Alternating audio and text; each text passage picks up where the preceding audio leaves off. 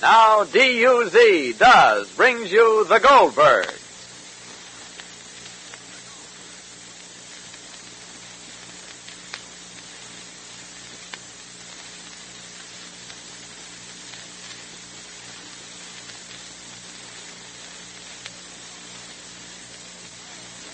You? Does everybody?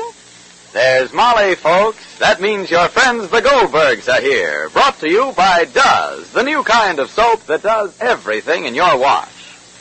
Now, here's a little wash day song for you, with the Does trio to sing it, too.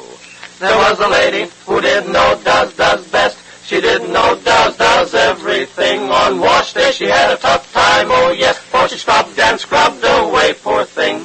Yet she never thought her towels looked white. Her work clothes, too, were a sorry sight. Her rayon undies never stayed bright. Oh, the poor lady had her troubles, all right. Ah, but then this lady who didn't became a lady who does. She discovered Does, D-U-Z, is best. This new kind of soap does everything in the wash. It gives you unsurpassed whiteness for towels, unbeaten cleaning power for grimy work clothes, plus greater safety to colors. And now, just listen. Since the lady who didn't became a lady who does, she's a happier lady, and all because her towels are whiter than they ever was, for no soap washes whiter than does. Her work clothes are as clean as can be, no soap can do them more easily. And does is safer for colored things, so her rayon slips are like flowers of spring. Yes, now the lady knows, does everything. Sing it or say it, Does is best. Actual comparisons with 25 different wash day soaps prove it. Does beat them all with its amazing combination of white washes, suds for cleaning, and safety to colors. So be a lady who does. You'll find Does best. Does everything.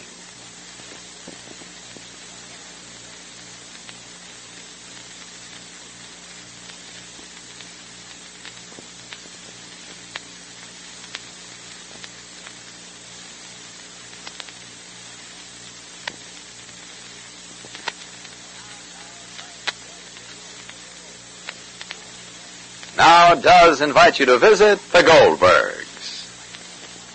Normally, Jake is not a man who allows his suspicions to lead him on. But his ride home in Edward Reynolds' car has just about convinced Jake that Mr. Reynolds is deeply implicated in the disappearance of Elizabeth Neal, his ex-fiancée. While waiting for Mr. Reynolds to pick him up on his way to the town meeting where Molly now is, Jake decided to phone Clem Newton, the constable. Arrangements were completed for Mr. Newton to keep an eye on Reynolds during the rest of the meeting. Meanwhile, at the town hall, Rosie has her hands full with Uncle David. Listen. Rosie, why is everybody talking in low voices? If you know and I don't know, well, why don't you tell me? I told you, Uncle David. What did you tell me? That Mr. Reynolds is coming to the meeting. You know that Papa's home and he's coming over. Sure I know, but why don't your mother know? She'll know. When? When Papa gets here. Well, why should Mama have such a shock? If you want me to tell her, I will, Uncle David. Why not? Papa told me not to. Papa told you not to? Why? Because. Because what? Mr. Newton, the constable, is coming over. For who? To arrest Mr. Reynolds. Oh. How do you know? Papa called him and told him to be here. So why can't Mama know that? She will know it, Uncle David, but after the nomination. The way the meeting is going, there'll be no nomination. Bruce Henley stopped the speeches. Everybody is talking in corners. Everybody knows everything but me and your Mama. Give me a nickel, Uncle David. You took already a quarter in nickels from me. I'll give it back to you. Oh, that's not my objection. Who are you calling and what are you calling? The house. Mr. Reynolds was supposed to call for Papa, and Papa's waiting for him. Rosalie, before you call, will you kindly, if you don't mind, give me the beginning, the middle, and the end of what's transpiring here, or not? Or what? You know, Uncle David. What do I know? You know what everybody suspects. Elizabeth Neal was found, huh? Papa drove home in Mr. Reynolds' car. That I know. He saw something, that's why he called the constable. And all the shades were down in Mr. Reynolds' car. Who told you? Bertie. Oh, Bertie. I deduct Bertie. But Papa told Bertie. And? And Papa found a few of Elizabeth Neal's things in the car. What? A lipstick and a compact. So that's evidence against a man? Whoever got hung for having a lipstick in the car? Was the corpus delicti in the car? Shh, don't say anything, Uncle David, please. David, why are you hobbling and bobbling up and down, inside and outside? Mr. Hanley can get order. He can get attention. The whole complexion of the meeting is already changed. Well, everybody seems to be waiting for Mr. Reynolds. Nevertheless, the meeting should progress, not? It's late. I want to go home. I have chores in the morning early. I have to see to the chickens. I have to see to everything in the morning early. Birdie's home alone. She don't feel well. Seymour's not well also. And you too, David. You're also hobbling and bobbling up and down. Why am I hobbling and bobbling? I came to get water. Before you went for water, too. I came for water, so if I'm thirsty, I shouldn't get water. So thirsty. So thirsty. I had a salty supper, All right, so so I'm come. thirsty. After I drink my water, I'll come. Rosalind. I'll be in a minute, Ma. All right. If you're not anxious, all right. I don't know. If I was a child and my mother was so honored to be asked to be what my community of my village of Glastonbury is asking me to be, councilwoman, I don't know. I don't know what. You don't want to hear my speech? Of course I do, Ma. You don't want to hear your speech, Molly? All right. I'll be right in, Ma. Whenever you'll be, so you'll be.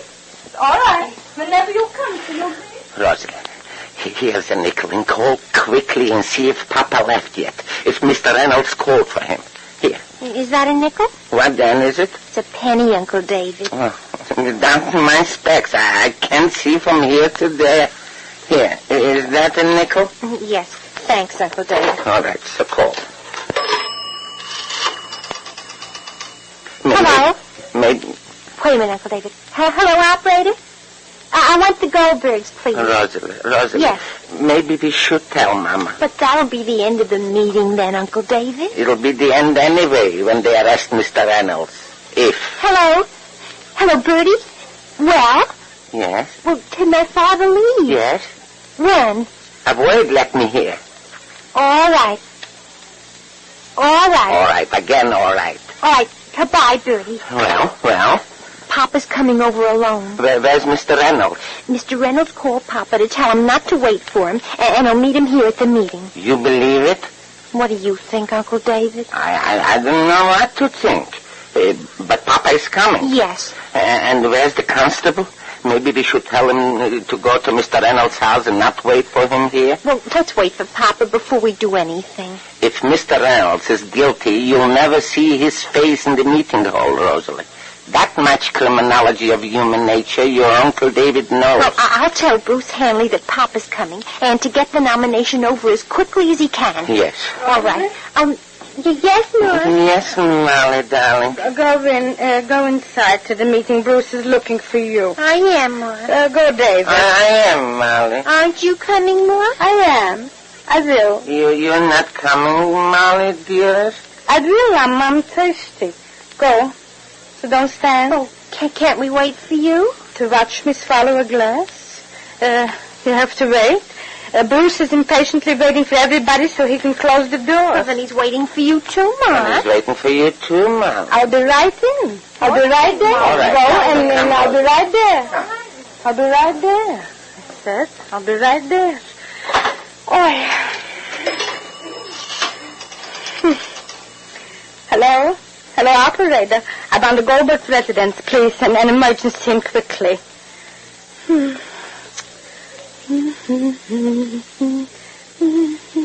Hello? Hello, Birdie? Birdie, this is Mrs. Goldberg. Birdie, if there's something wrong in my house... Huh? Birdie? You're crying? Birdie, I want to know. Why are you crying? Why can't you tell me? Huh? Who told you not to tell me? Is it Seymour? Is it Amadeo? Birdie, I can't hear you with the tears. I can't hear you, Birdie. Hello? Molly. Rosalie, what? Because I wanted you to get the nomination first, Ma. Wait, Ma, where are you going? Where are you going, Molly? But Papa's coming here. Papa? Yes. Papa is home. Rosalie. Didn't Bertie tell you? Why is Birdie crying if it's only Papa?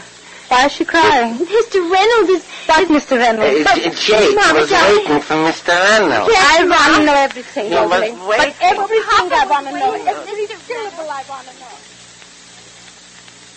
While Molly listens for the first time to Rosie's account of Jake's ride home in Edward Reynolds' car, Reynolds himself is busy elsewhere, methodically removing every obstacle in his path. First, Elizabeth Neal vanished. Then, a few minutes ago, Molly's political opponent struck a bargain with Teresa's father. He would break his engagement to Fernandez's daughter if, in turn, the gardener pledged himself to secrecy. And right now, Reynolds is alone with Teresa. What is it, Edward? My father says you want to speak to me. Must be important if you left the meeting. I want you to forget that I ever asked you to marry me, Teresa. Why, Edward? Has my father been quarreling with you again? No. Then what is it? What's happened? You just didn't change overnight, Edward. People don't. If they do, you haven't. You're lucky to be rid of me, Teresa. I'm on my way to being twice as old as you are. I know that, Edward. You were twice as old when you asked me to marry you. I didn't say no. Is it my father again? No. What is it, Edward? I want to know. Is it Elizabeth? She has no claims on your feelings or your life. You told me that, Edward. I don't love you, Teresa. I don't believe that. People don't fall in and out of love like a man walking in and out of a door. Well, there are all kinds of feelings in the world. And our language has only one word for all the different ones. I want the truth, Edward, please. If it's not my father and not Elizabeth, what is it? It's just that I don't love you, Teresa. You mean you don't want to? I mean I can't.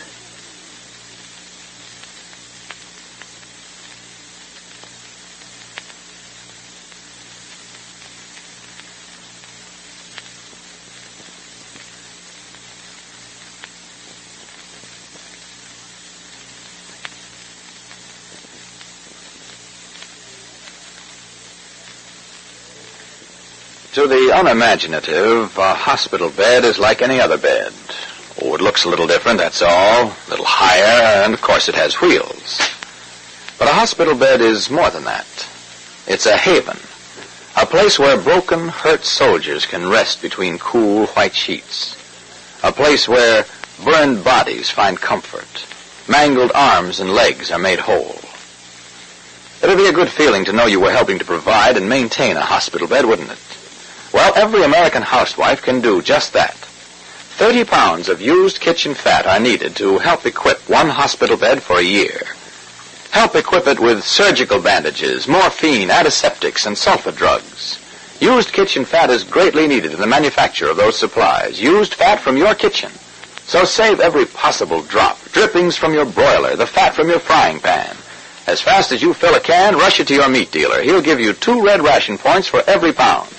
And those pounds of used fat will save arms and legs, heal burns, relieve pain, may even save a life.